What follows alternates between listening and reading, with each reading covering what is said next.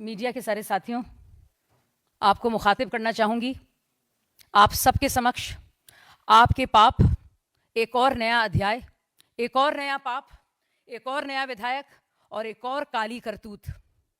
साथियों, आप सबने सुना किस तरह से नरेश बालियान, जो 10 साल से विधायक है, आप सब लोग ने सुने कैसे उगाही करते हुए, रंगदारी करते हुए वो ऑडियो टेप सबके सामने आए हैं। अब साथियों मैं बताती हूँ एक बहुत ही संवेदनशील मुद्दे के बारे में।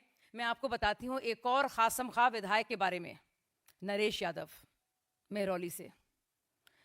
सोचिए ये लोग जो मुसलमान के वोट के लिए, चाहे वो सीलमपुर हो, मुस्तफ़ाबाद हो, बल्ली मारान हो, मटिया महल हो, ओखला हो, क्या कुछ कहते हैं।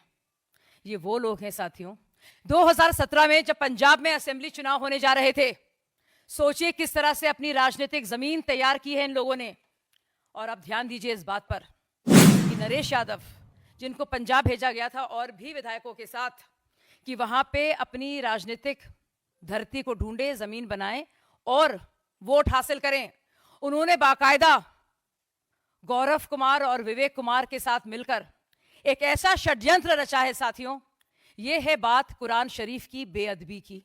बाकायदा मलेरकोटला में सड़क पर कुरान शरीफ के फटे हुए पन्ने पाए गए, जिसको लेकर कंप्लेंट की गई।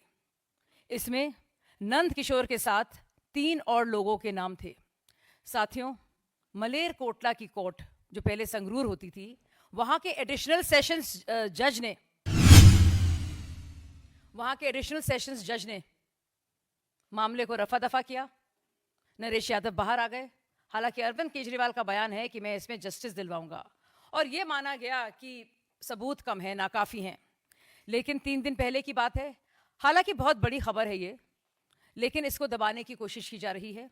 आम आदमी पार्टी पूरी तरह से चुप है, क्योंकि मलेरकोटला की कोर्ट ने बाकायदा 2 साल की सजा मुकर्रर की है, और फोन और एसएमएस के एक्सचेंज के आधार पर नरेश यादव, मेहरौली के जो एमएलए हैं और बहुत ही खासम खास हैं केजरीवाल जी के, सुल्तान साहब के, उनको गिल्टी पाया है, कसूरवार पाया है। उनके वकील इसको चुनौती ज़रूर देंगे। साथियों, एक और बात बताना बहुत ज़रूरी है, क्योंकि ये पार्टी अपने को बहुत सेक्युलर बताती है। चाहे बात हो इमामों की, या बात हो उनकी सैलरीज की, या बात हो मुस्लिम हतैशी पक्ष की। इन्होंने बाकायदा मोहम्मद अशरफ नाम का जो पिटिशनर है, मलेरकोटला का जो स्थानीय निवासी है, उसने अपील की है और कहा है कि इस तरह से बरी नहीं किया जा सकता, और उसकी अपील पर फिर से मामला खुला है और सारे सबूत जो है काफ़ी पाए गए हैं, जिसके चलते बाकायदा इनको 2 साल की सज़ा हुई है।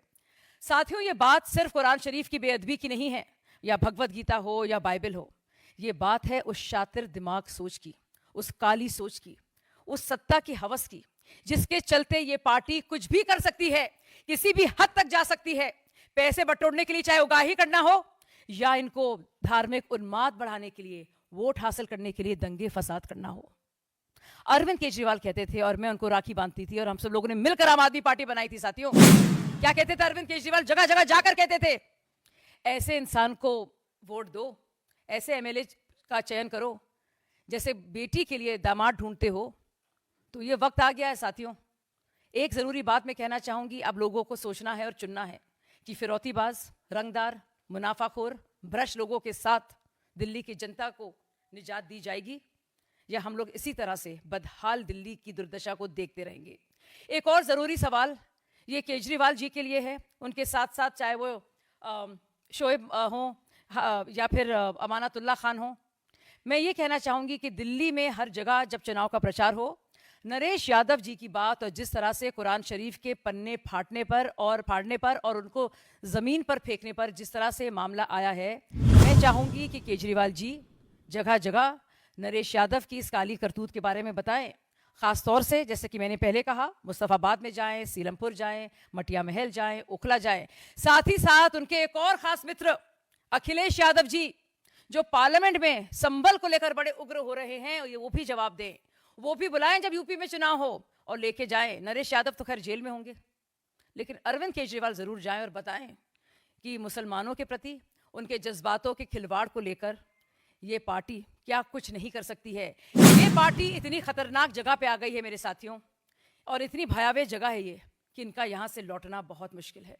चाहे वो संदिग्ध अपराधी हों या आतंकवादी हों या गैंगस्टर्स हों, आम आदमी पार्टी की काली करतूतों का भंडाफोड़ करना बहुत ज़रूरी है।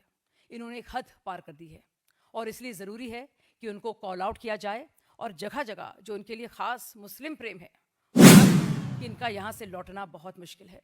चाहे वो संदिग्ध अपराधी हों या आतंकवादी हों या गैंगस्टर्स हों, आम आदमी पार्टी की काली करतूतों का भंडाफोड़ करना बहुत ज़रूरी है।